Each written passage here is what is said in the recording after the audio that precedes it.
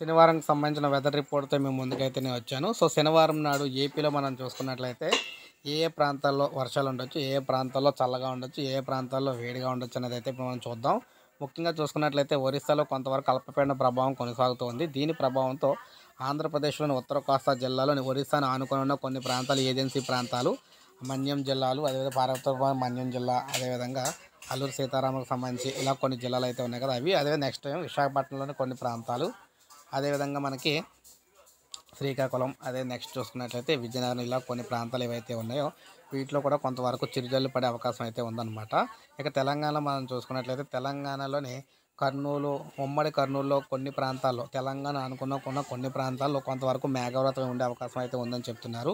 ఇక మిగిలిన ప్రాంతాల్లో వాతావరణం అయితే పొడి వాతావరణం ఉండబోతుంది. భయంకరమైన ఎండలు అయితే ఏమీ ఉండవు కానీ ఓ మాదిరిగా కొన్ని ప్రాంతాల్లో అయితే మేఘావృతమై ఉంటుందని చెప్పేసి చెప్తున్నారు. సో, మనం చూసుకున్నట్లయితే ఈ విధంగా అయితే అల్పపీడన ప్రభావం అయితే ఉందన్నమాట. సో, ఇది మనకి latest update weather report. Video నచ్చితే లైక్ చేయండి. సబ్స్క్రైబ్ చేసుకోకపోతే మన ఛానల్ సబ్స్క్రైబ్ చేసుకొని ఫాలో